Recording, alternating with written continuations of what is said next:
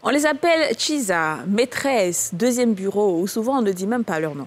Ce sont des femmes qui vivent généralement dans l'ombre d'une autre parce qu'elles entretiennent des relations amoureuses avec des hommes, soit déjà mariés ou déjà pris.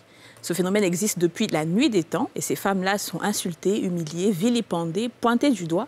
Et les hommes, quant à eux, responsables de ce phénomène, ils s'en sortent très bien, ils sont peinards et souvent on les excuse même. Alors ici aujourd'hui, dans ce tout nouveau numéro des femmes d'ici, on va parler du phénomène des Chisa et de la responsabilité des hommes. Alors asseyez-vous très bien parce que ça va chauffer. À tout à l'heure.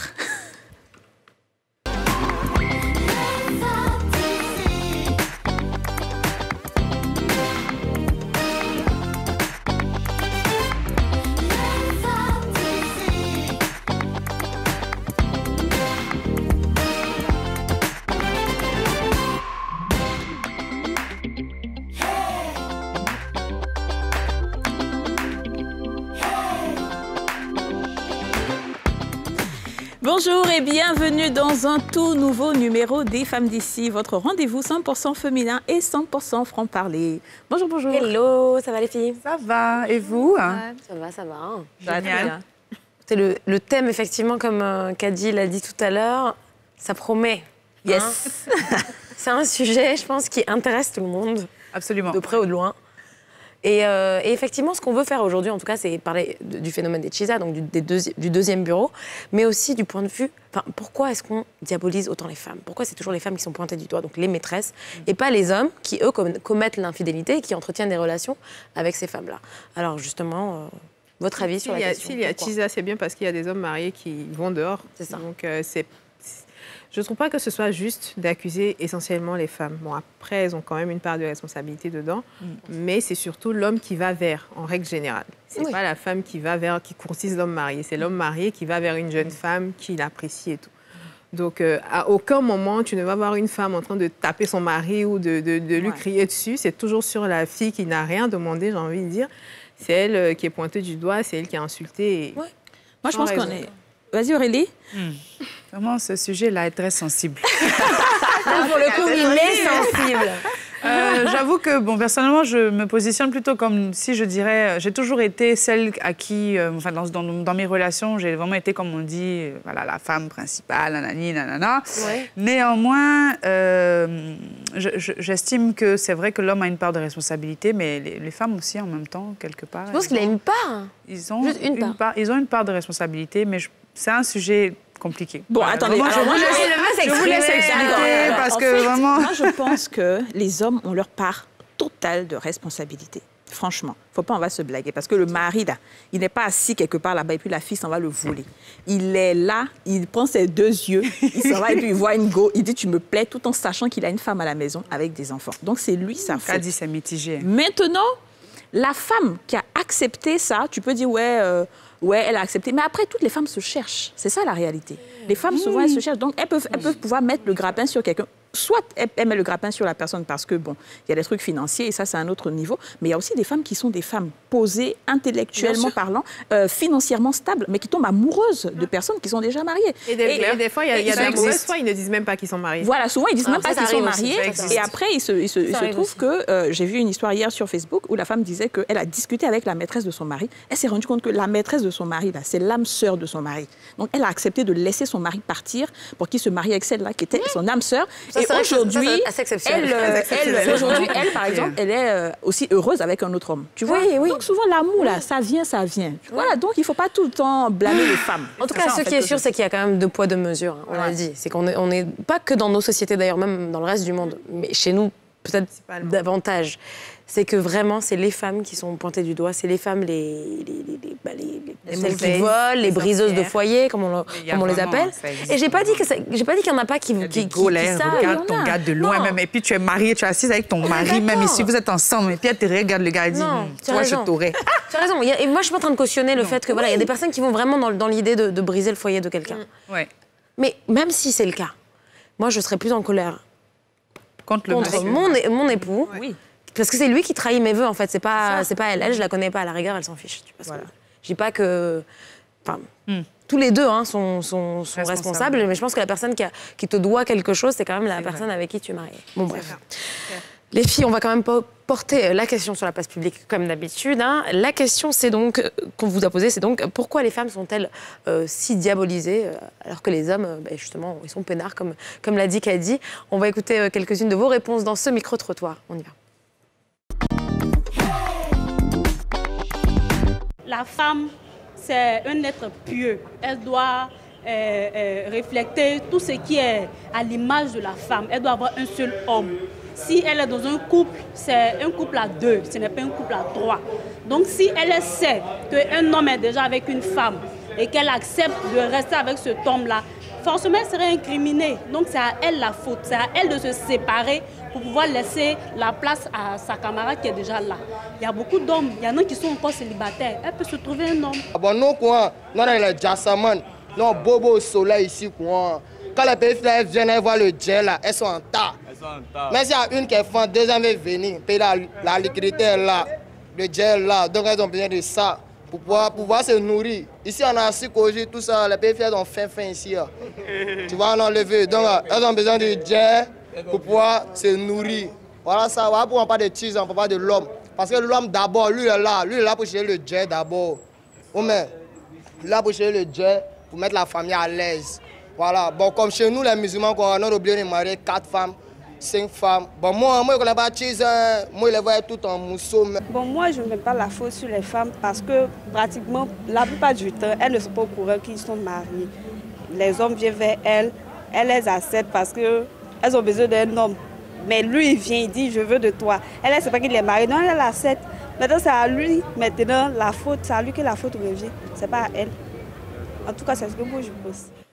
Voilà, je pense en fait qu'il y a plusieurs situations dans l'affaire de Chiza. Effectivement, il y a des filles qui sont là spécialement pour jeter le grappin sur des hommes qui ont de l'argent. C'est leur carrière, c'est leur travail. Elles sont parties à l'école pour ça. C'est tu ça. vois, non? Genre, elles cherchent un homme riche. Ça, c'est à part.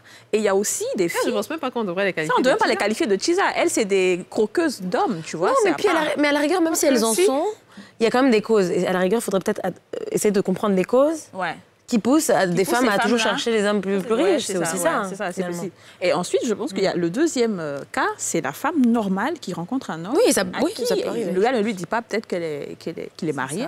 Et puis, il y a celle qui sait qu'il est marié, mais elle se dit, bon, je vais faire comment? Elle est amoureuse. Elle est amoureuse, voilà. Peut-être qu'elle n'a pas trouvé autre chose, qu'elle essaie de se sortir de la situation, elle n'y arrive pas. Bon. Ouais. Mais il y a des femmes qui ont décidé, moi je connais une histoire pour la petite anecdote rapidement, c'est qu'il y a une dame justement qui a été brisée dans son foyer initial et qui aujourd'hui a décidé de ne plus jamais s'engager dans une relation et elle...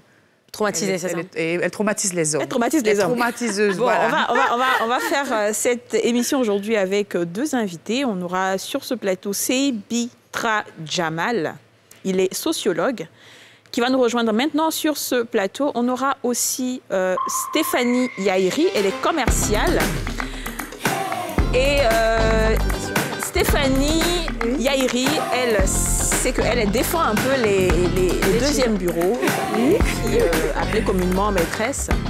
Bonjour, bonjour. Bonjour à tous les deux. Bienvenue, vous allez bien? Merci, ça va très bien. Et vous, ça va? Ça va, merci. Merci à tous les deux d'être avec nous. Alors, juste avant de commencer à un peu échanger avec vous sur la question des Chiza ou les maîtresses, on va quand même regarder ce petit reportage, justement, qui nous dresse un petit peu l'état des lieux dans le pays. Si l'expression Chiza est plutôt récente, la pratique qu'elle renferme, elle, n'a rien de nouveau. C'est en 2018, dans le tube Chiza Bengue de la chanteuse congolaise Chanel, que l'on découvre cette nouvelle façon de nommer les maîtresses des hommes mariés. Et si ces dernières ont longtemps essuyé les pires injures et critiques, Chanel crée le buzz avec ce titre. Car la chanteuse fait l'éloge des Chiza et projette de manière inédite une autre image de la femme africaine.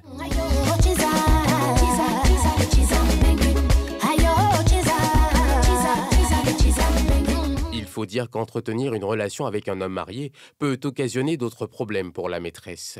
Ces femmes vivent dans la détresse, sachant qu'elles partagent leur homme avec une autre, sans compter la stigmatisation et l'étiquette de briseuse de foyer. Dès les premières paroles de son tube Tizambengue, Chanel, 32 ans, donne le ton en mettant en scène une maîtresse s'adressant à une femme mariée. Tu me traites de Tizambengue, mais je suis la seule qui le rend dingue. Maman, arrête, tu nous embêtes, Yako, on mange de la même assiette. Selon elle, il faut pouvoir briser les tabous et révéler au monde l'existence des Chiza. Son clip, mis en ligne en mai 2018, bénéficie toujours d'un énorme succès sur les réseaux sociaux. Il comptabilise aujourd'hui plus de 2 millions de vues. Jugé par certains comme un hymne à la débauche, le tube génère de nombreuses réactions sur le web. En Côte d'Ivoire et sur le continent, la tradition, la religion et la loi interdisent et punissent toute relation hors mariage. L'adultère reste pourtant une pratique courante. Avoir un deuxième bureau ou une chiza pour un homme est toléré, sinon salué par la société. La plupart du temps, les chizas sont de jeunes et belles femmes qui entretiennent des relations avec des hommes plus âgés et fortunés. Dans nos sociétés africaines, très souvent, lorsqu'il est question d'infidélité, les hommes sont innocentés et les femmes davantage incriminées. Bon, alors on a vu un peu. Ah oh, Chiza Qu'a dit? Alors, docteur, Oui. on va essayer de définir un peu l'appellation même Chiza. C'est quoi une Chiza? Alors, comme l'élément filmé vient de nous démontrer, c'est une autre appellation qui vient s'ajouter à déjà des formes connues qu'on appelle second bureau, seconde épouse, maîtresse. En réalité, ce sont des vies de couple qui ont tous les traits d'un couple normal, mais qui sont maintenus dans l'anonymat, j'allais dire dans l'arrière-cour. Et les termes qu'on emploie pour désigner les femmes, surtout, qui sont impliquées dans cette relation, sont souvent, ont une connotation péjorative pour elles-mêmes, au point où elles ne se désignent pas par ce terme. Quand elle en vient à dire qu'elle est Chiza, c'est par dépit amoureux, parce qu'elle se sent tellement acculée par l'opinion qu'à un moment donné, elle vient revendiquer sur la place publique, comme l'élément filmé ici nous l'a démontré tout à l'heure. En réalité, comme on le dit, hein, c'est un statut à signer, parce qu'elle est une épouse, mais qui n'est pas officielle. C'est ça. Et c'est ce piège du code éthique et moral qui est très, très prononcé dans les contextes africains, qui fait qu'elle-même, elle est complexée. Elle est complexée au point où elle vit en tant que Chiza, seconde épouse, mais elle a du mal à revendiquer. Quand elle en parle sur la place publique, c'est vraiment pour, j'allais dire, montrer qu'elle est exacerbée. D'accord. Voilà. Vous avez entendu un petit peu sa définition. Est-ce que le terme Chiza, pour vous, c'est négatif? Vous n'aimez pas ce terme? Bon, c'est pas négatif. D'accord. Voilà. Souvent, bon, je prends un exemple. Je suis peut-être dans les difficultés aujourd'hui et je croise un boss, un babatière, comme on le dit. Il casse sa voiture, il est plein aux as. Je regarde ma situation à côté. Je regarde à gauche, à droite mes parents, tout. Je vois que c'est Jay-Z dans la famille. Bon, le monsieur, il a le poids, il dit, ah, ma petite, tu me plais, voilà. Mais je suis mariée, mais j'aimerais rester avec toi. Automatiquement, je vais l'accepter, vu que je suis dans le besoin, vu que c'est dans cela que ma famille mange, vu que souvent, il y a d'autres aussi, elles ont des enfants, il y a le père qui s'est détourné. Donc, elles sont obligées de l'accepter pour pouvoir s'occuper des enfants. D'accord. Donc, en général, c'est par besoin. C'est pas besoin, voilà. Subvenir en tout cas aux besoins, voilà. Et dans votre cas, Stéphanie, est-ce que c'est quelque chose qui s'est répété souvent dans votre passé? Est-ce que ça se fait encore aujourd'hui? Bon, dans mon passé, oui. D'accord. Mais là, j'ai changé. Okay. Je vis ma vie de femme, de mère, parce que j'ai une fille. D'accord. Voilà. Vous êtes célibataire? Célibataire et un enfant. D'accord. Alors, est-ce que vous pensez que c'est toujours le besoin qui emmène des femmes à être dans une relation comme ça, cachée? Parce que la question sentimentale est très complexe. Ouais. Il y a des gens qui rentrent dans une relation juste pour le plaisir ou, j'allais dire, la sexualité de type libidinal. On veut découvrir de nouvelles expériences, juste pour ça. on s'y engage juste pour un temps et on ressort, quel que soit le niveau d'engagement de celui qui est en face. Ça, c'est au niveau des hommes, hein, ce que vous dites. Hein. C'est l'homme qui a envie de découvrir, de faire de nouvelles... L'homme comme la femme. La femme aussi? Mais oui, mais ce qui est dominant, c'est que dans le contexte africain, que je connais un peu mieux, c'est l'homme qui initie. C'est l'homme qui prend la décision de se mettre en relation amoureuse avec la femme. La femme, elle charme. Elle envoie des signaux juste pour montrer qu'elle n'est pas désintéressée. Mais c'est l'homme qui, en retour, en captant, va voir et lui-même, en essayant de mesurer sa chance, il se décide à y aller. Vous n'allez pas me dire que peut-être que vous n'avez pas cette expérience. Il y a des femmes qui ont tous les moyens, des véhicules, et dans la cité, personne ne l'approche. Parce qu'on pense que si elle est bien entretenue, c'est toujours du fait d'un homme. Elle va se retrouver un matin en train de se réveiller dans les mains d'un vigile, qui a la guérite, qui a ses petits soins, qui lui dit « Mais madame, vous êtes belle ». Tous les jours, qui va la complimenter, elle devient sensible à cet homme-là. Donc, quand elle va rester avec lui, ce n'est pas parce que lui, il va lui apporter quelque chose au-delà du plaisir sexuel. Au plan matériel, elle a déjà tout. Mais culturellement, on est façonné, et je le dis souvent, les femmes sont, excusez-moi du terme, mais handicapées dans la relation avec l'autre, dans le contexte africain. Dans la relation la avec femme attend toujours de choisir parmi ceux qui viennent à elle. Alors que les hommes, ils sont à l'affût. C'est eux qui choisissent. C'est eux qui sélectionnent. Ils peuvent provoquer sur toute la ligne, toutes les femmes, même si c'est juste pour les distraire. Mais quand on est dans cette situation-là, on est handicapé. Quand je dis on est handicapé, celui qui va venir à toi, s'il n'y a que des hommes, à un moment donné, tu vas finir par choisir un homme, mais marié. Si vous comprenez. Alors, donc, voilà. on a vu tout à l'heure, hein, il y a une artiste qui fait un peu l'apologie des Tchisa. On a vu dans Maîtresse d'un homme marié une série aussi qui ne blâme pas du tout ce phénomène-là. Est-ce que notre société a autant évolué? Bon, il y a de l'ordre de ce qui est possible, humainement possible. Mais à côté de cela, il faut regarder ce que nous on a dit. Est-ce que tout ce qui est possible est sociologiquement envisageable? Est-ce que vous voyez? Ce n'est pas parce que dans une relation, on demande aux Kizza d'être décomplexés que du coup, ce sera, j'allais dire, un modèle choisi pour toutes les femmes. Et quand vous allez voir, le monsieur a dit dans sa présentation que c'est un titre qui est sur YouTube, les critiques les plus acerbes viennent le plus souvent des femmes. Oui, justement.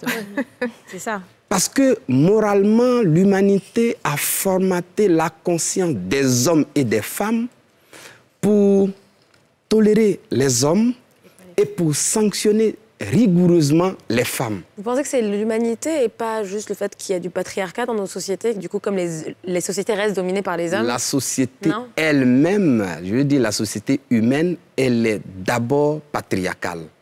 Et en fonction des civilisations, on va vers la réduction de certaines inégalités. Il n'y a pas d'égalité parfaite dans toutes les sociétés au monde. Il n'y a pas d'égalité. Alors, Stéphanie, vous, dans votre situation, aujourd'hui, vous êtes célibataire, mais au moment où vous étiez dans ces relations avec des hommes mariés, à aucun moment vous vous êtes dit ce que je suis en train de faire, c'est pas bon, c'est mal, je suis en train de, par exemple, détruire le foyer d'une autre et tout, bien non, ça, c'est pas votre... Ok. Il y a la femme du monsieur, dont je vais taire le nom qui est un peu... voilà. D'accord, il n'y a pas de problème, bien sûr. Ok. Et un matin, j'étais couchée à la maison, j'étais avec le monsieur, nous sommes sortis, après je suis rentrée. Et elle m'a appelée, lorsqu'il est rentré, je crois qu'à peine il est rentré, elle m'appelle, elle fouille dans son téléphone là, et elle m'appelle. Toi, la petite fille là, laisse mon mari tranquille, est-ce que tu me connais? Est-ce que tu me connais? Moi, elle a dit quand même, je suis béninoise, quand je vais te faire du mal. Et moi, je lui ai dit, hé, madame, c'est parce que tu es une vieille mamite que le monsieur, il est sorti. Hein. Je suis désolée. Hein. Stéphanie. Alors, ça m'amène à poser une question. Est-ce que c'est pas à cause de la femme, justement, comme je dis, la titulaire, qui emmène les hommes, en fait, à sortir? Est-ce que les femmes, est-ce qu'elles ne sont pas rentrées dans une sorte de confort, de conformisme avec leur mari? Le mari s'ennuie et c'est ce qui l'emmène à aller voir ailleurs. Oui, oui, la plupart du temps, j'allais dire même à 40%, quand une femme rentre dans la vie de couple, elle cesse de charmer. Ouais. Ça réduit, ça agit. Et ça, je sais que les psychologues peuvent vous en dire plus. Ça réduit, j'allais dire... Le désir? Oui, le plaisir sexuel. Je veux pas vous contredire, hein, mais il y a des femmes très très belles, très bien entretenues qui se sont oui. trompées quand même. Hein.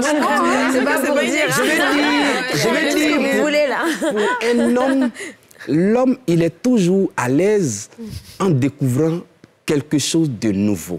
Oui, c'est plus ça, c'est la nouveauté. Mais quand on est dans une vie de couple, quand son il y a forcément la épouse, routine qui forcément je On voulais... va pas chaque jour être blonde, brune. Non, ce monsieur n'est parler. pas le maquillage. Ce n'est pas le maquillage. Mais c'est d'emmener... c'est la créativité de l'homme. Quand elle était hors du foyer, elle a réussi à accrocher le monsieur jusqu'à ce qu'il l'emmène chez lui à la maison et en faire son épouse. Donc pour moi, c'est de toujours rester agressive. Même quand on est à la maison. Quand je parle de l'agressivité, ce n'est pas la provocation. Parce que l'homme, il est toujours façonné comme celui qui doit aller à la chasse. Est-ce que vous voyez? Mais quand bien même on est conscient que voilà ce qu'il fait, moi je pense que les marketeurs, ils le font. Qu'est-ce qui l'emmène dehors? Il faut chercher à reproduire ici pour ne même pas qu'il aille loin. Moi, j'ai vécu une expérience au cours d'un entretien. Un homme qui aimait toujours sortir, il partait pour une aventure sexuelle avec une femme. La femme, elle a pris, excusez-moi du thème, et elle dit, bon, OK, je vais te laisser partir. Et très rapidement, elle l'a entraîné dans la chambre. Quand ils ont fini leur relation amoureuse, il dit, mais vous pouvez partir. Mais il n'est pas parti. Il n'est pas parti. Il n'a plus d'énergie. Parce que, voilà, cette envie-là, elle a fini de régler son problème, cette pulsion qui est domestiquée. Finalement, il devient insensible face à l'autre qui lui fait des appels de pied. Je veux que vous répondiez à la question. Vous terminez votre... OK. Et lorsque je lui ai dit, c'est parce que tu es une vieille marmite, tu ne sais pas bien faire la chose qu'il m'a cherché. OK. Elle me dit, elle va me faire du mal à distance. Je lui ai dit, moi-même, là, je suis sénégalaise. OK. Voilà. Alors, Stéphanie, est-ce que vous avez réagi comme ça parce que vous vous êtes sentie agressée? Oui. Parce qu'elle vous a menacé? Parce qu'elle m'a menacée. Si jamais elle avait eu un rapport différent avec vous ou qu'elle vous avait posé des questions, est-ce que vous auriez ressenti un petit peu de culpabilité ou pas? Bien sûr. D'accord. Ouais. Mais, moi, ce que j'ai envie de savoir, est-ce que ça a été toujours motivé par l'argent? À aucun moment, vous n'avez été amoureuse? Non, aucun moment. C'était juste de l'argent. Et si aujourd'hui, un homme, on va dire, mature, vient vous voir, vous le trouvez physiquement beau, il est marié, mais vous tombez amoureuse, vous serez prête à engager une relation? Non, je ne pense pas. Vous ne pensez pas? Je ne pense pas. Parce que après, je me suis mise dans l'apport de la dame. C'est ça.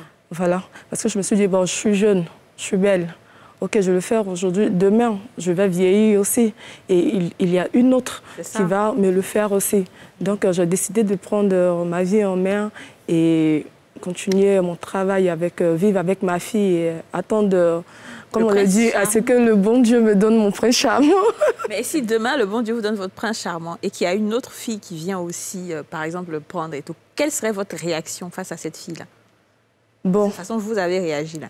Si je ne le sais pas, si elle ne m'agresse pas, parce que moi, je ne vais jamais prendre son téléphone pour fouiller, pour demander avec quelle fille il sort. Jamais. Pourquoi? Non. Pour moi-même, d'abord, mon respect et respecter ma vie de couple. D'accord. OK. Alors, pour vous, est-ce qu'il faut tolérer les deuxièmes bureaux? C'est juste, ça ne veut pas dire grand-chose, c'est juste, on est dans la société, les hommes ont des besoins, et donc ils vont aller voir ailleurs, il faut accepter ça. Oui ou non? Non. Il ne faut pas tolérer. Vous aussi, vous pensez qu'il ne faut pas tolérer les deuxièmes bureaux? En tant qu'homme? Bon, en tant que sociologue. Non, moi, personnellement, sur ces questions, parce que l'homme a toujours tendance à aller vers les interdits. Ouais. C'est pour cela, moi, je dis, il faut toujours laisser la possibilité à chacun de vivre la plénitude de son engagement.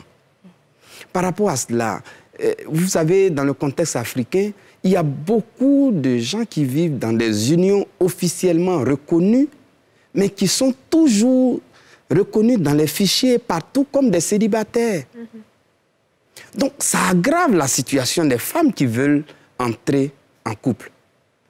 Et vous savez que la ville entretient l'anonymat. Si moi, je quitte Cocody et que je vais à Koumassi, je laisse toute mon histoire derrière moi. J'efface toutes les preuves. Chemin faisant, j'enlève ma bague. Je range dans la voiture. La personne que je vais... J'ai choisi les amis et pour accompagner ce processus jusqu'à ce que la personne avec qui j'engage la nouvelle relation découvre beaucoup plus tard, alors qu'on a peut-être un enfant, alors qu'on a connu des parents de l'homme. Est-ce que vous voyez, en ce moment-là, elle fait quoi? Elle est prise dans un piège. Si elle laisse, alors qu'elle a montré à tout le monde, voilà son prince charmant, elle revient à la case de départ. Ça ne fait pas déjà un nouveau départ, mais ça fait déjà dans l'imaginaire de ceux qui la regardent une autre aventure qui fait d'elle quelqu'un qui n'est pas bien, qui n'est pas moralement, éthiquement correct. C'est ça qui est le piège. Et c'est pour cela que je dis, la femme est, j'allais dire, handicapée. La femme est handicapée. Et quand la dame dit, il faut peut-être s'exhiber, disent qu'on est Kiza, mais pour moi, ce n'est pas là le problème. Le problème, c'est pour ça que je dis, quand on rentre dans une vie de couple, qu'elle soit informelle ou formelle, il faut que la société se donne les moyens pour officialiser. De la manière dont on marque les gens qui sont passés à l'état civil, il faut marquer les gens aussi qui sont dans des relations informelles, mais qui durent. Vous voyez. Maintenant, celles qui veulent rentrer dans une vie à 2 ou à 3, partager leur homme avec les autres, qu'on leur laisse la liberté. D'accord. Donc vous estimez qu'il faudrait faire comme au Sénégal où on choisit à la mairie, soit on est polygame, soit on est monogame, c'est ça? Il faut que officiellement, oui, je veux que l'État prenne ses responsabilités. Parce que c'est une réalité. C'est une réalité, en fait. Absolument. Voilà. On va continuer à parler de tout ça, hein, donc du phénomène des Chiza, du deuxième bureau. Ce sera juste après une courte page de pub. Surtout, restez avec nous. Le sujet est brûlant. À tout de suite. Vraiment.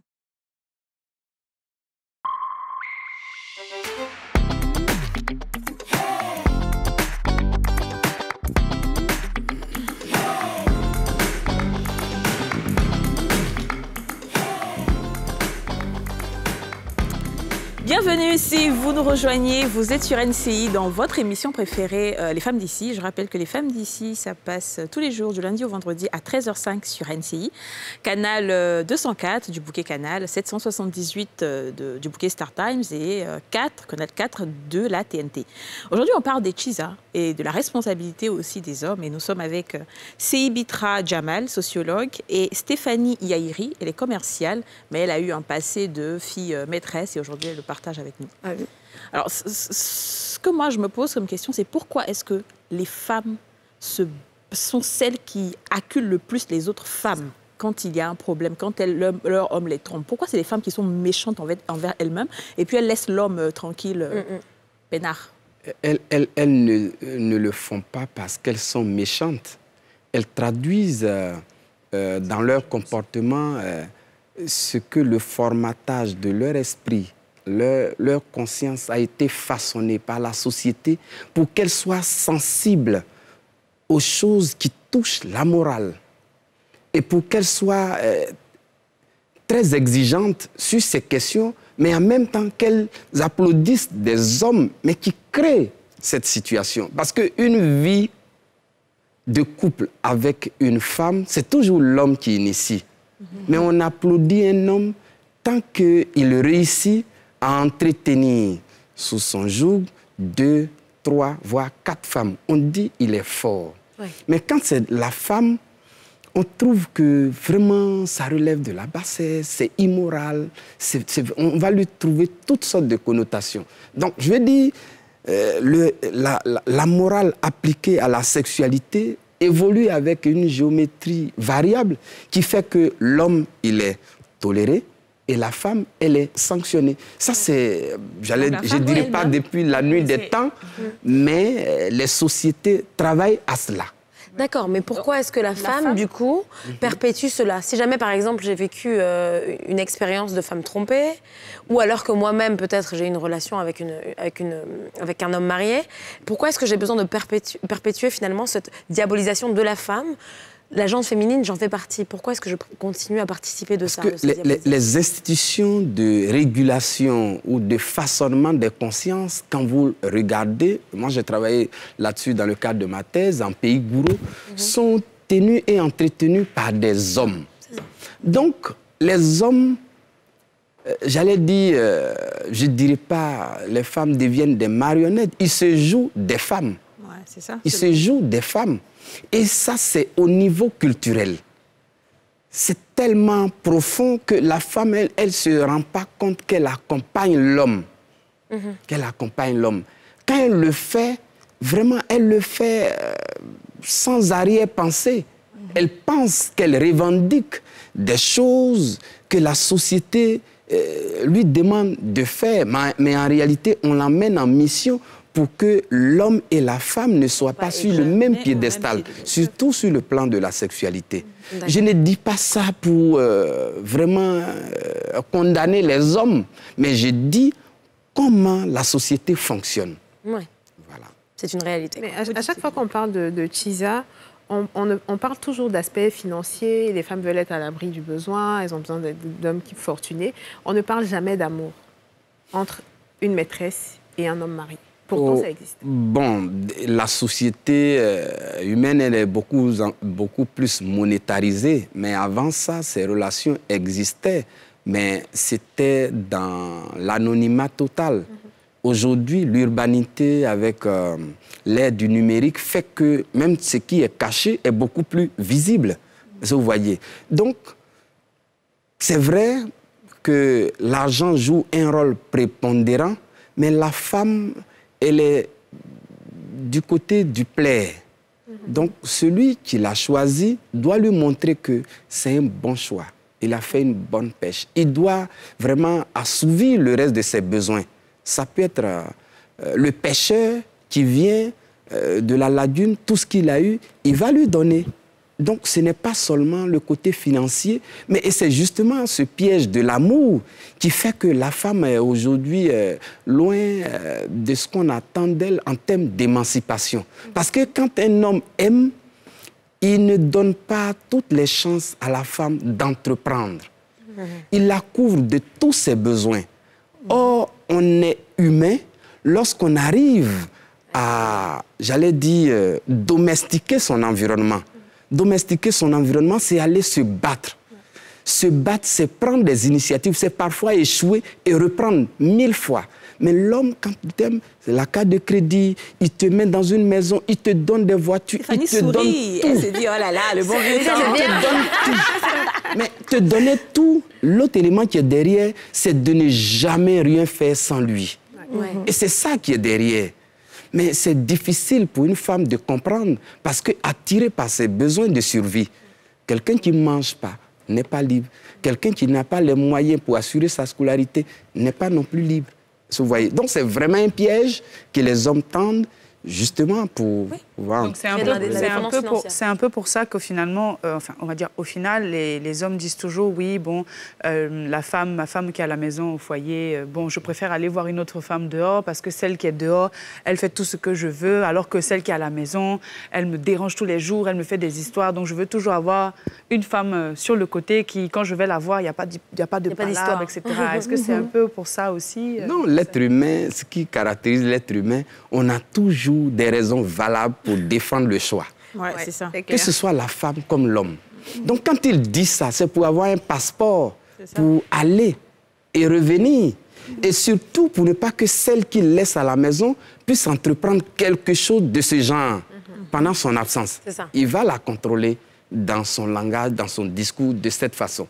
Quand il dit qu'il est fâché, pendant qu'il est dehors, elle va chercher à voir sa camarade, l'ami du monsieur, pour venir lui demander pardon au retour. Et quand il sort à quelques pas, il commence à rigoler parce qu'il sait qu'il l'a occupé. Il va revenir la trouver. Anna, poser ta question. J'ai une question là. Vraiment, Alors, il y a une question qui revient souvent, c'est qu'on va dans une relation, par exemple, adultérine, homme marié avec jeune femme célibataire, mais qui va quand même exercer un contrôle sur cette femme-là qui n'est pas libre, elle, d'avoir d'autres relations. Ce qui est complètement lunaire pour moi. Parce que à partir du moment où tu es marié, normalement, tu ne devrais pas pouvoir avoir de mots à dire sur, elle, les relations qu'elle entreprend. Donc, c'est encore ce dont vous parlez, sur cette inégalité, finalement, dans les rapports. Qu'est-ce qui explique cela, encore aujourd'hui? Oui, parce que, comme je disais là, l'homme, il voit la femme comme le fruit d'une conquête. Le fruit d'une conquête. Quand on a acquis quelque chose de haute lutte, ça devient un trésor, on garde, mais on ne partage plus. Oui. On ne partage plus. C'est ça la logique masculine. C'est ça la logique masculine. Stéphanie, quand vous étiez dans une relation avec un homme marié, est-ce qu'il a exercé ce type de contrôle sur vous? Est-ce qu'il voulait savoir si vous voyez quelqu'un d'autre ou pas? Non. Non, ah, vous étiez libre? Nous étions libres. Vous étiez libre, oui. D'accord. Moi, côté financier, quand il parle de te gaver de cadeaux et tout, est-ce qu'aujourd'hui, vous pouvez dire que vous avez peut-être assez, vous avez joui tellement de ce qu'il avait donné au point où vous avez pu vous réaliser aujourd'hui? Ou bien, bon, pas vraiment. Ouais. Pas vraiment. Parce que à chaque fois que... Parce que là, il payait ma maison, il s'occupait de moi. Comme une femme, comme j'étais sa deuxième femme, une épouse, voilà quoi. Mais réaliser, non. Ils ne le font pas. Ils ne le font pas. Parce que s'ils le font, si la femme apprend, ça risque de souvent même, à d'autres, mais elles viennent tout même reprendre parce qu'elles disent que c'est pour mon mari, c'est pour moi. Ils veulent juste avoir du sexe, c'est tout. Au final, ils vont avec les femmes après. Voilà. Et est-ce que vous êtes tentée, par moment, du fait de la difficulté, peut-être de la vie, qui est c'est un peu plus difficile maintenant, on imagine, puisque vous devez vous battre pour avoir des revenus. Est-ce que de temps en temps, vous y pensez, vous considérez? Même jusqu'à présent, j'ai des hommes mariés qui me draguent. Mais lorsque je leur demande, vous êtes mariés, quand je dis oui, bon, je joue le jeu avec eux, mais pas de sexe. Ah, d'accord. Donc vous parlez un petit peu et vous arrivez à avoir peut-être des petites choses. Voilà, les petites choses, mais pas de sexe. Alors, l'une des choses qu'elle a dites qui a attiré mon attention, c'est qu'à la fin, ils vont avec leurs femmes. Donc, est-ce que c'est pas pour ça, peut-être, que les femmes sont à l'aise dans leur position? Elles se disent qu'il va tourner il va revenir avec moi. Ça arrive, mais souvent les hommes aussi, ils partent. Mais pourquoi est-ce que les femmes se disent il va forcément revenir? Est-ce que ça veut dire que donc, les relations qu'ils ont à l'extérieur sont toujours temporaires? C'est temporaire, en fait. Oui, parce que ce qui les amène dehors, c'est le plaisir sexuel, mais qui est temporaire. Qui est temporaire et la lucidité s'installe. Et ce que la dame dit tout à l'heure, une relation, c'est à des degrés divers, hein, la question de Kiza. Il y a des relations de Kiza qui sont comme des épouses reconnues. On sait que le monsieur, il a 2 épouses. Est-ce que vous voyez? Dans ce cas-là, ce n'est plus juste un appétit sexuel qui va assouvir. C'est en ce moment-là, il contrôle, même à distance, cette deuxième épouse. De la même manière, il contrôle celle qui est à la maison. Et elle aussi, tant qu'elle a la réponse à tout ce qu'elle a comme besoin, elle ne va pas loin dans ses engagements.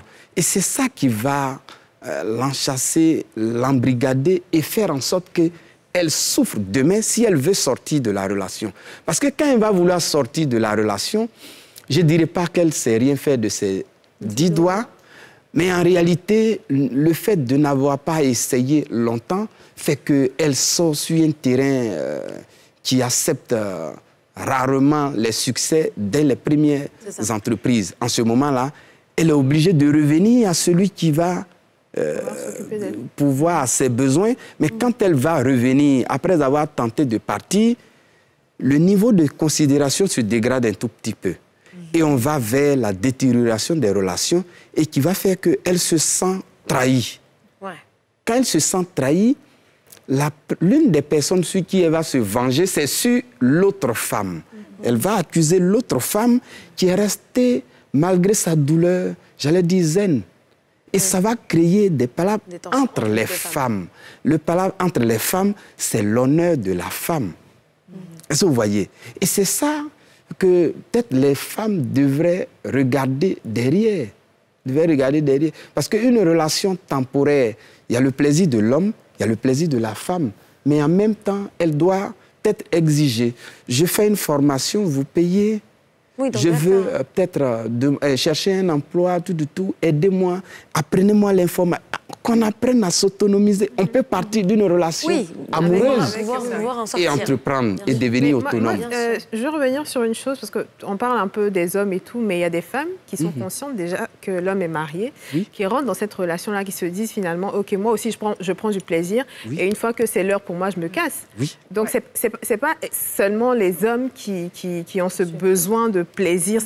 Mais en ce moment-là, être Kiza, c'est juste temporaire, c'est transitoire pour elle. Ça ne la dérange pas. Oui. Quand on en parle, ça ne la dérange pas. Elle a ses objectifs. Elle a juste besoin de moyens pour y arriver. Elle passe, et de l'autre côté de la route, là-bas, elle se trouve un homme avec qui elle s'engage pleinement. Elle vient dire au monsieur, c'est vrai, vous m'avez aidé, mais aujourd'hui, je sais qu'on ne peut pas officiellement rentrer dans une vie de couple. Les deux peuvent s'entendre et puis se séparer. Alors, parlons de Chiza, mais d'un autre côté cette fois-ci. Vous avez dit tout à l'heure, oui, les hommes vont vers ces femmes-là parce qu'ils ont un besoin vraiment de réconfort sexuel, etc. Mais est-ce qu'on parle aussi de ce phénomène des femmes qui sont mariées et qui aussi font appel à des hommes qui sont Chiza? Est-ce qu'aujourd'hui, des Chizo, on peut dire ça comme ça, ça existe, ça se développe de plus en plus, ces femmes-là, justement? Oui, ça se développe. Phénomène des Chiza hommes, on va dire. Mais avec les femmes, cette relation avec les femmes, ça reste tellement caché qu'on est rarement informé. On ne peut pas savoir. Mais ça existe. Oui, ça existe. Ça existe. Il y a même des femmes qui vivent avec des hommes, puisque la question de l'infertilité, on cherche toujours du côté de la femme. Bien sûr. Et se sentant infertile, dans un silence coupable, il autorise la femme à aller chercher un enfant ou des enfants qu'il va finir par adopter et en être le père officiel. Alors qu'il en est conscient. Il sait que sa femme ça existe, c'est qu'il est infertile. Oui. Wow. Il y a des hommes qui sont impuissants, qui sont des pères socialement reconnus. Mais lui-même, il sait qu'il ne peut pas enfanter. Mais tout le monde sait qu'il est dans cette relation-là. Sa femme et lui, les deux savent. Mais ils ne vont jamais se séparer. Il est le père officiel. Donc, les deux ne vont jamais raconter cette histoire. Mais l'homme ne va pas rentrer dans une relation amoureuse sans être capable de raconter à un ami, à quelqu'un, même à une femme. Est-ce que vous pensez que quand une femme est victime de son mari, par exemple, la trompe et tout, est-ce que vous pensez que les femmes doivent se dire, bon, je ne peux pas rester dans cette relation-là, je m'en vais? Ou alors, on doit être dans le cas où, comme vous l'avez dit, c'est juste sexuel, c'est temporaire, quand il va finir, il va revenir. Moi, je veux qu'on traite les choses au cas par cas. Quand une femme sort d'une vie de couple, le risque pour elle, c'est qu'elle doit attendre qu'un homme vienne. Mais qui va avoir le courage de lui dire, mais vous êtes belle, je vous veux, ainsi de suite. Ça peut être toute une kyrielle d'hommes mariés. Aussi longtemps que ce sont les hommes mariés, elle va finir par choisir un homme marié. Est-ce que vous voyez? Donc, pour moi, quand c'est comme ça, il faut peut-être demander conseil, tout. Mais la question, c'est une bataille qui s'engage. Comment faire, en ce moment, pour moi, toute la problématique, comment faire pour récupérer la totalité de son homme? C'est toujours les femmes qui doivent se battre, lutter pour les hommes. Oui, mais regardez comment la relation commence. Un homme, même qu'il finit à 23 heures, tant qu'il n'a pas passé un coup de fil ou vu la femme, il ne rentre pas. Il déploie toutes ses stratégies pour la rassurer, pour dire qu'il est le meilleur des hommes qui existent sur cette planète-là, pour cette femme. Mais quand il finit de l'apprivoiser, il fait tout pour ne pas qu'elle sente qu'il fait des efforts. Mais chaque fois qu'il sent qu'elle lui échappe, il reprend. Les efforts. Il reprend. Pour revenir à la question, tout à l'heure, vous avez parlé de ça, des relations informelles qu'il faut formaliser. Alors, effectivement, vous dites qu'on peut être dans une relation avec un homme marié et finalement, c'est une relation qui est... Voilà, c'est comme si on était son épouse, sa deuxième épouse, on est entretenu, peut-être même qu'on a des enfants. Dans ces cas-là, comme vous dites, est-ce que la société ne doit pas justement évoluer pour que ces femmes-là soient aussi protégées? Parce qu'elles existent et qu'elles ont... C'est pour cela que j'ai dit, parce que les femmes qui vivent dans le second bureau, elles attendent. Parce que comprenez aussi que tous les hommes n'ont pas envie de vivre dans une vie de couple. Oui. Or, justement, dans le contexte africain, il faut. On n'a pas le choix. Ils s'engagent alors? Non, on n'a pas. Oui. Non, c'est sociétal. Non, il y a des hommes, ils aiment papillonner. Mais voilà, dans ce cas, ils ne se marient pas, quoi. Oui, bon, comme ça existe. Bon, moi, j'en parle comme ça pour qu'on sache qu'il y a des hommes qui aiment juste papillonner. Et des femmes aussi. Et il y a aussi des hommes qui aiment des relations où on sent sa responsabilité. Que ce soit une vie avec 2 femmes ou avec 3 femmes, à chaque niveau, il remplit correctement ses engagements. Dans ce cas-là, on ne va pas blâmer la femme qui est 2e ou 3e femme si elle-même, en y entrant, elle sait. Est-ce que vous voyez? À quoi s'attendre? Donc, pour moi, il faut relativiser les choses, mais chacun doit assumer sa position et doit vivre la relation avec ses agissements. Il ne faut pas rester parce que tu es femme et puis l'homme va tout décider, tout imposer. Parce qu'à un moment donné, tu vas... Vous n'avez pas l'air d'être très d'accord, non? J'ai l'impression. Dites-moi ce que vous pensez. Vous êtes d'accord ou pas? Non. Voilà, moi je suis ouvert au débat. Voilà. Je vais dire que les questions, les besoins peuvent faire que celui qui a plus, il peut donner. Mais ce n'est pas pour autant qu'on doit tout abandonner entre les mains de celui qui assiste. D'accord. Voilà. Alors Stéphanie, est-ce que vous voulez dire quelque chose? Ok, j'aimerais savoir. Lorsque vous partez, lorsque vous êtes en couple et que vous partez dehors avec une autre, quelle est votre pensée? Je ne sais pas. Parce que la majorité, lorsqu'ils partent avec une chisa, ils font croire à la fille que bon, je vais divorcer avec ma femme et te prendre. Et voilà. Et la fille, elle est gamée. Elle s'est dit quoi, j'ai eu mon mari. Souvent, mais son petit gars, même, elle le chute. Elle le laisse même. Elle dit, attends, faut quitter là. Attends, pourquoi cela? C'est ce que j'aimerais savoir, au fait. Vous montez la fille en confiance. Pourtant, c'est pas le cas. Mythomanes et ils font souffrir. Oui, c'est vrai. Je suis d'accord avec tous ces vocabulaires. Je suis d'accord avec. Mais ce que je voulais simplement ajouter, c'est que l'homme, il n'aime pas rater sa cible une fois qu'il sort. Il déploie tout. Il n'aime pas rater sa cible. Donc, enfin, la fin justifie les moyens. OK, il est prêt à mettre même le paquet même pour avoir. Oui, parfois, jusqu'à ce que la fille se retrouve dans son lit, il donne tout ce dont elle a besoin. Non, en fait, les hommes sont mauvais. Les voyages, de l'argent. Voilà, c'est fini. Les hommes sont mauvais. Et là, on est obligé de finir avec... Non, la société a fabriqué l'homme de sorte à ce que l'homme ne soit pas l'équivalent de la femme. C'est pour cela qu'ils ont poussé la femme du côté de la morale, du côté de l'éthique. La femme n'aime pas ça. Mais l'homme, il aime ça. On est obligé de terminer l'émission. C'est comme ça, la société est polarisée. On est obligé de terminer l'émission. C'est très intéressant. C'était vraiment intéressant. Merci beaucoup, Stéphanie, d'avoir voulu partager votre... Non, de rien. Moi aussi, j'étais très ravie de partager aussi ce beau tableau avec vous. Merci, merci à vous. Merci aussi, docteur. On a bien retenu. C'est un avis d'expert. C'est un avis d'expert. C'est un avis de couple. Certainement, un jour, on en parlera. Vous ne partez pas, chers téléspectateurs. On continue l'émission tout juste après cette petite pause.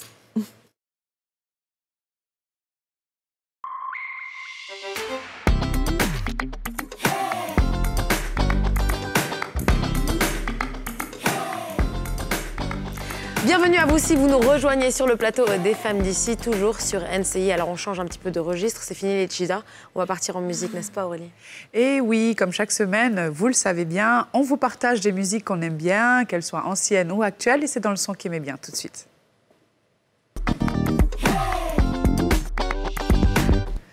Alors bon, chaque semaine, vous savez que je vous change un petit peu de registre. La dernière fois, c'était, je ne sais plus, Naija ou House, Techno. Aujourd'hui, oui, parce que, comme tu l'as dit tout à l'heure... Éclectique, tu as des goûts éclectiques. J'ai des goûts éclectiques, c'est cela. Et là, aujourd'hui, on part dans du rap hardcore, parce que j'aime aussi le rap américain, mais je suis vraiment une fan. Tu vois, depuis Tupac, la West Coast, OK? Si vous savez de quoi je parle. Attends, une question, t'étais plutôt... West Coast. C'était Tupac et pas Biggie? Jamais Biggie. On ne peut pas s'entendre. Toujours Tupac. Toujours Tupac. Jamais. Bon, continue. Jamais. Écoutons le son, là. Bon, bref. Donc là, du coup, il y a un son que j'ai bien aimé, que j'ai écouté récemment, qui est Gucci Mane avec Quavo, qui s'appelle Pineapple. Un truc en dessous de la ceinture, c'est pas... Ouais, c'est ça. Ouais, c'est ça. C'est pas le fruit. Je me doutais bien. Donc voilà, à vous. Alors, moi, je suis en Côte d'Ivoire aujourd'hui avec Kérosène. C'est vraiment, je trouve qu'il chante trop bien, ce garçon-là. Et sa dernière chanson... Ils ont déjà... J'ai pas encore fini de parler, même. Dans la régie, on sent qu'il y en a une qui aime beaucoup... J'aime pas la musique coupée décalée, j'aime pas la musique généralement en Côte d'Ivoire, mais celui-là, c'est le seul que j'écoute. J'aime pas la musique de chez moi, mais... Non, la musique de chez moi, c'est juste... Mais en fait, moi, j'ai juste l'impression que quand tu chantes la galère, la souffrance, ça marche. C'est mieux que de chanter oui, je vais découper l'argent, décaler l'argent, nanani. Au moins, c'est éducatif, ça incite les gens. Et puis, franchement, couper décalé, il n'y a pas parole dans les chansons. Ça dépend. C'est ça qui c'est fini. Excuse-moi, mais c'est pour la mélodie aussi. Des fois, t'as juste envie de t'enjailler, en fait. Non, mais je veux dire, ça, là, tu cherches pas des leçons. Moi, j'aime écouter, en fait. J'aime comprendre ce que la personne dit. Toi, t'es plutôt une lyriciste, t'aimes les paroles, une parolière. Bon, alors, je change de registre complètement. Moi, ça va être très slow. C'est plutôt le type de chanson que Tidja partagerait. C'est un peu zouk façon. Et c'est Yael Levis, Nakati. Ah, c'est vrai, Yael Levis, je l'aime beaucoup. On va l'écouter. Franchement, ça te met dans un mood, là. Elle est trop bien. Ah oui, elles sont amoureuses ici, hein, je sens ça. Non. Si? Non. Elle a une super belle voix. Ça, c'est un son écouté, tu vois, c'est des romantiques, aux chandelles, en fond sonore. Regarde le gars même qui chante aussi. C'est un Congolais, je crois. Très bien. J'aime bien Yael Levis. Ouais, moi aussi. Allez, c'est une marche, en fait. Les filles aiment ça, elles aiment rêver. J'ai plus envie d'arrêter, mais bon, pour une fois, je vous emmène au Nigeria. Ouais. Et c'est Yemi Alade. Chez nous, dans notre anglais, on dit turn up. Mais dans votre anglais, on dit turn up. C'est vrai, turn up. Okay. J'avais pas compris. Et comme c'est ma jumelle... C'est vrai, en fait. Tu trouves pas qu'elle lui ressemble un petit peu? Toi, t'as le petit visage comme ça, poupon. Le visage rond, avec des joues. C'est pas un peu carnaval. C'est pas faux, en plus. Hein. Je la connaissais pas, celle-là. Moi, je l'ai bien fait. De toute façon, il y a mis tout le temps. Ouais. Ouais, j'aime trop. Comment elle la regarde avec amour, genre. Et surtout, les internautes, n'hésitez pas à nous partager aussi les musiques que vous aimez. Le son qu'ils mettent bien. On a l'occasion de les partager aussi à la télé. Comme on l'a fait la dernière fois. On l'a fait la dernière fois d'ailleurs. Ah, mais ils veulent pas arrêter, c'est ça? On va aller en pub en même temps sur ça. On va aller en pub sur le bon son là. On se retrouve tout de suite après. À tout de suite. Retour sur le plateau des femmes d'ici et c'est la toute dernière partie de l'émission. Nous sommes dans notre laboratoire pour le sans tabou. La partie que vous aimez là. C'est ça qui est arrivé. À tout de suite. Alors les filles, la question du sans tabou aujourd'hui, c'est pour ou contre les ébats sexuels en public. Ne soyez pas choqués. En public? En what? En public. C'est-à-dire pas devant les gens. Pas devant les gens, mais dans un lieu public. Ok, parce que bon. Voilà, ça change tout. Ça change oui, mais tout. après, ça peut changer tout. C'est sûr qu'on ne peut pas réellement se mettre devant les gens, mais quand même dans un lieu potentiellement, oui, où il peut y avoir des gens. Voilà. Et on a fait un sondage. 83% de personnes ont répondu contre, c'est-à-dire ils ne peuvent même pas faire des ébats sexuels dans un lieu public. Et ils sont même contre, car ils sont contre, carrément. Et 17% de personnes ont répondu oui, il n'y a pas de souci, ils peuvent le faire. Alors dites-moi. Moi, ça me paraît complètement crédible, parce qu'on est quand même dans une société africaine. Je pense que les gens ne comprennent pas le principe, et puis tout de suite, ça semble immoral en société de faire ça. Après, ceci dit, n'est-ce pas? Ceci dit, c'est vrai que je dis ça. Ouais, ceci dit, oui. Ceci dit, en fait, il y a public et public. Enfin, c'est-à-dire, je pense que beaucoup de couples vont avoir peut-être, au bout d'un moment, dans leur relation, un peu une routine qui s'installe au niveau sexuel. Et donc, le lieu public peut servir de moyen de redynamiser la relation. Et ça peut être très, très sympa. Ouais. Stimuler, exactement. Mais je pense qu'il faut que le risque soit vraiment limité. C'est-à-dire que tu sais que tu vas dans un lieu public, mais vraiment, il n'y a personne qui va te... Parce qu'en réalité, si on t'attrape, de toute façon, tu t'es chopé, t'as les flics... Enfin, c'est interdit par la loi, en fait. Donc, ça dépend de qui t'attrape. Des risques Pourquoi tu dis... Elle pleure de rire Effectivement, même. je pense un peu comme Anan que faire l'amour, c'est pas toujours dans la chambre, sur le lit, sous les draps, dans le noir, tu vois. Ouais. Faut clairement, faut varier les plaisirs et si jamais voilà, ça peut peut-être même décupler le plaisir de le faire quelque part. Le fait de savoir qu'on peut potentiellement nous prendre en flagrant délit, ça peut emmener du danger. C'est le côté, tu sais qu'on peut t'attraper. Voilà. Mais en même temps, si on t'attrape... Si on t'attrape, t'as des problèmes. Ouais, c'est ça. Voilà. Donc, que ce Alors, soit... oui, tu as fini. Vas-y. Pardon. Non, je suis à peu près d'accord avec vous dans le sens où on parlait des chisas, etc. il y a quelques minutes. Le rapport, mais laisse-moi expliquer le rapport. Le fait est que à un moment donné de la relation, l'homme s'ennuie un peu, vous faites un peu les mêmes choses et fait les mêmes positions dans tous les sens de la maison, etc. Enfin, dans tous les sens, dans tous les sens, et dans tous les coins de la maison. Je pense qu'à un moment donné, il faut innover un petit peu. Ça évite justement à l'homme d'aller voir ailleurs et en même temps, ça crée une certaine, on va dire, une certaine folie du danger. Ouais. Ça peut décupler, comme on dit, les sensations. Néanmoins, il faut vraiment savoir où il faut le faire. Surtout pas dans un restaurant. Alors, moi, je suis d'accord avec vous, mais je pense que ce n'est même pas forcément dans le cadre du mariage même.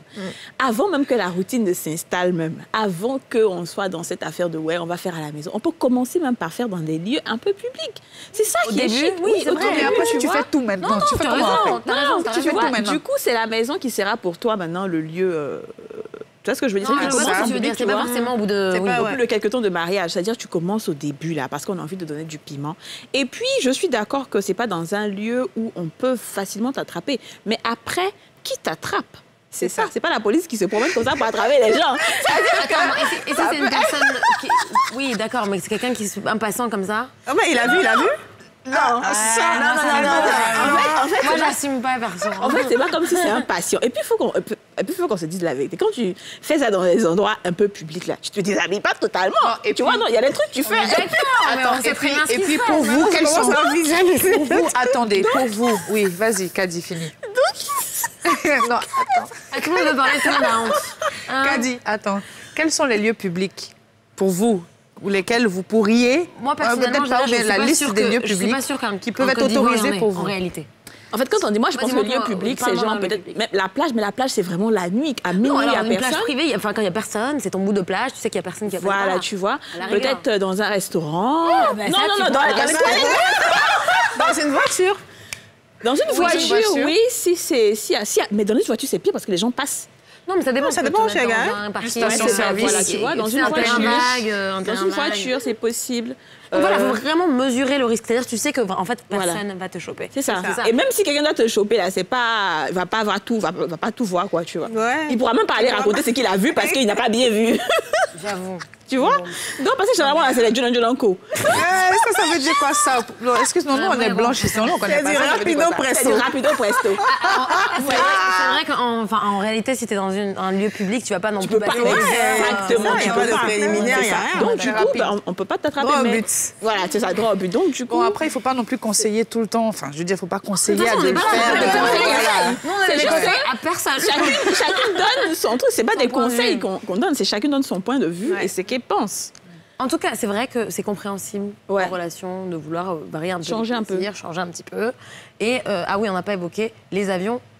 Et les avions, les toilettes des avions, c'est trop petit, on peut pas faire quelque chose. C'est vrai que c'est le fantasme de beaucoup de personnes. T'as remarqué dans les films, souvent c'est dans les avions. Alors je sais même pas si c'est faisable. Mais oui, c'est trop petit, moi je pense pas. Oh, dans un jet privé. Ça se après c'est un jet. Après c'est plus public, mais bon, c'est privé, mais ça reste quand même dans l'avion. Oui, il y a quand même le cabin crew, les gens qui travaillent dans l'avion. Mais tu as l'air un peu informé. J'ai dit dans les films. Vous, c'est comme ça, vous faites à chaque fois. On me parle, en généralité, moi, je ne parle pas de cas personnels. Oh my God. Par contre, oui, et puis il y a des partages d'expériences. J'ai des amis qui m'ont déjà raconté des histoires. Et je pense que moi, il y a quelqu'un qui s'est fait choper aussi par la brigade des mœurs. Ah oui? Oui, parce qu'il était en train de faire ça dans une voiture. Ici à Abidjan? Ici à Abidjan. Mais c'est ce que je disais. Alors, attends, précise. Où c'était? Dans une voiture, dans une ruelle. Et je pense que les policiers faisaient la patrouille et ils ont vu une voiture, ils ont vu des mouvements, du coup ils sont toqués et puis aller au poste. Et la personne, ça va bien Oui, ça va. C'est fait verbaliser, je ne sais pas si je m'en remettrai. Je pense que je m'en remettrai pas. Ça c'est la honte. Hein. C'est la honte. Mais heureusement que c'est la police. C'est-à-dire la police va pas dire à quelqu'un, mais si c'est des gens, ils pouvaient filmer. Heureusement que ce sont des gentils policiers parce qu'en 2021... Il ou elle est fière. Parce que tu imagines, en 2021, tous les policiers ont un téléphone, un smartphone.